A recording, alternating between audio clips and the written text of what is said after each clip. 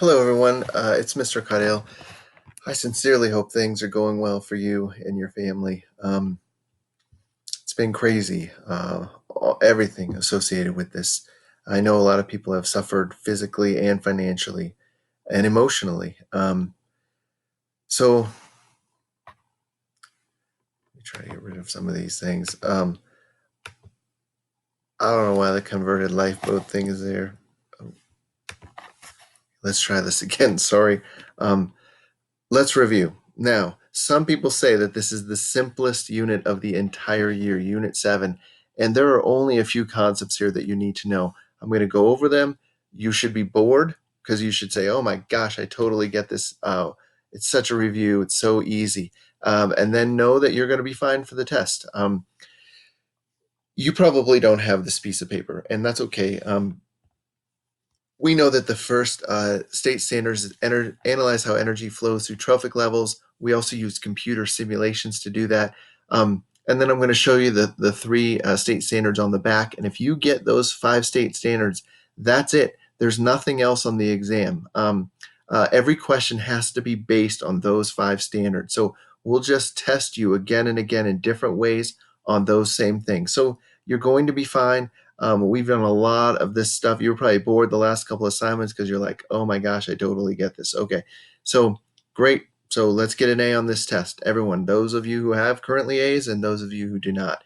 I'm going to show you what the board looked like last year here. And again, this should all be review. Just know that if you have a trophic level diagram, you're going to have the producers, and we're going to call these the plants on the bottom level. Those are going to take in energy from the sun and use water and carbon dioxide that they bring in from the surrounding environment and then fuse them together. And the energy from the sun will be stored in the bonds that are covalent between the two atoms. Now, what organisms try to do is they try to consume that. And we see the primary consumers here on the second level. Let's say that those are the herbivores, the plant eaters. They're going to try to consume that matter because to them, matter means energy. To a bunny, they're just going to eat as many pieces of grass as they can. That's matter. Any matter is anything that has mass and takes up space. You can see here the secondary and the tertiary consumers. I just put up here omnivores like a bear or a pig, something that eats both meat and plants, and then the carnivores at the top. And you've seen this before. But the point is that as you go up through these levels in any ecosystem, you're going to see individuals eating other individuals or eating plants, and then the amount of those individuals is going to get less as you go up. And you've demonstrated this to me in a poster. You've watched movies on this and drawn for me. We've done this in the book. You've got this down. Just remember, it's the sun that powers this whole thing. And then if we were able to put some numbers on it, that you'd see something called the 10% rule, that 90% of all the matter that has mass in each level of this trophic level diagram is lost as you go from one level to the next. And you can apply numbers to this. And in fact, I will apply numbers to this in the test. And you did too. When you built your little ecosystem. Sorry, my legs are tired. And you applied some numbers to it. So just remember that energy flows and that matter recycles, and that there's another component to this, the decomposers, that would be on the outside here, and they're going to break down all of this all of this living material that will eventually die and recycle those atoms into the soil, and they'll be used again by the producers. If you need to, go ahead and pause this. Well, another thing that we went over in this unit are the biogeochemical cycles, and the first one's the easiest, the water cycle. You've been doing this forever. Just remember these three terms: evaporation, condensation, and precipitation.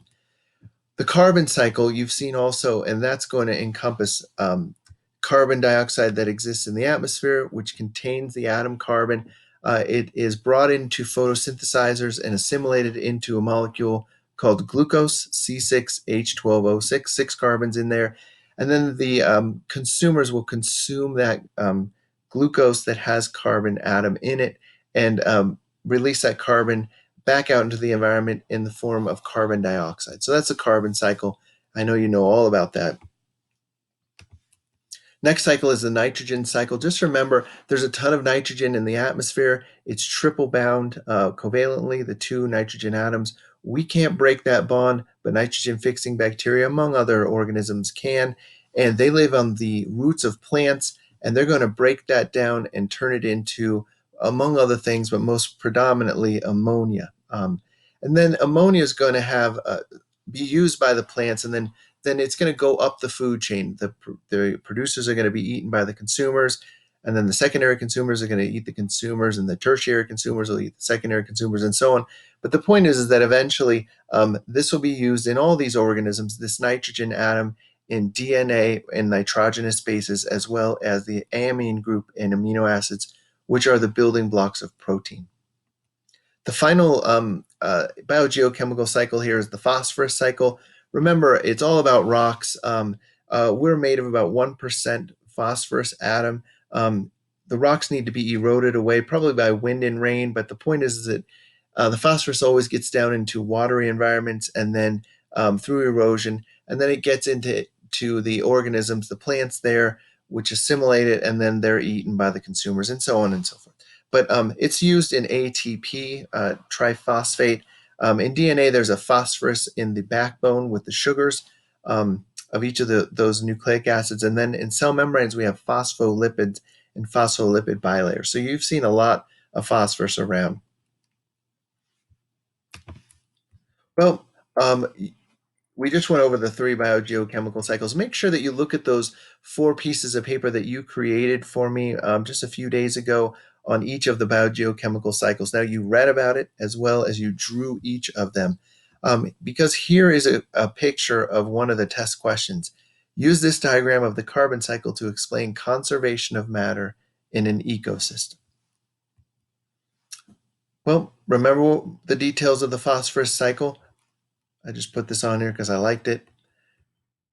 There's things called food webs along with food diagrams, these trophic level diagrams, and they're a lot more complicated. It's more of kind of an interplay amongst organisms, and the webs get kind of complicated. I have a video on this. I don't know how well this is going to work, but let's see here.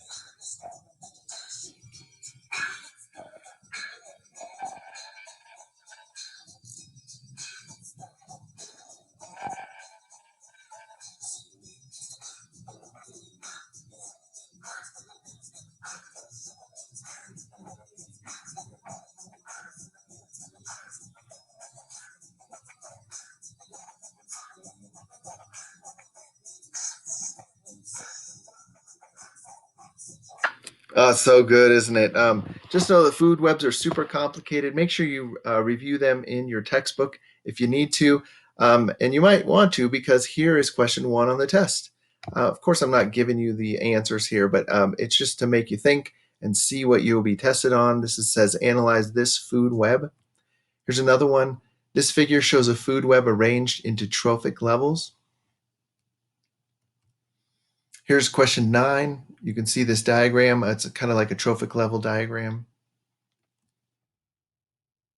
Just remember that energy flows, and we need a constant supply of new energy from the sun, and it's going to flow from the bottom to the top in any trophic level pyramid. Um, we've put animals to this a few times in the movies, and you've done it on your ecosystem that you created. So you're really well versed in this. Just make sure that you get all the vocab down. Vocab is big in this unit. Make sure that you're able to really just rattle off what these things are: the autotrophs, heterotrophs, producers, secondary consumers, matter, 10% rule, decomposers, all those things. I've already read these first 2 state standards to you. I'm going to read the back 3. Explain how ecosystems follow the laws of conservation of matter and the flow of energy. And then in small print there, it says, describe how the carbon, nitrogen, phosphorus, and water cycles work. That's a state standard that you'll be tested on that we've covered. And then state standard 2.4b just basically talks about the carbon cycle. At the bottom of this page, you're going to see a bunch of vocabulary. Just again, make sure you get it down. If you think all this is easy, great job. Get an A on the test. I think it's tomorrow, essentially. Make sure you understand each of these items, including the state standards. Here's another question on the test. You can see here that it's not always 90% exactly that's lost from one, I guess, step of the trophic level diagram to the next. This is just science, meaning it's never perfect numerically, but just roll with it. You can see that it's a 90% loss from the producers to the primary consumers, but it's not exactly 90%, but roll with it going from the next two levels. Well, you have all of these pages that I've scanned and put on the website, Google Classroom for you. Make sure you take a look at them and good luck on the test. Please write me if you have any questions. I'm proud of you guys. I know this isn't easy. The next unit is on ecology, but it's a little bit different. It's on populations rather than matter and energy and things like that. All right, have a great night, everybody.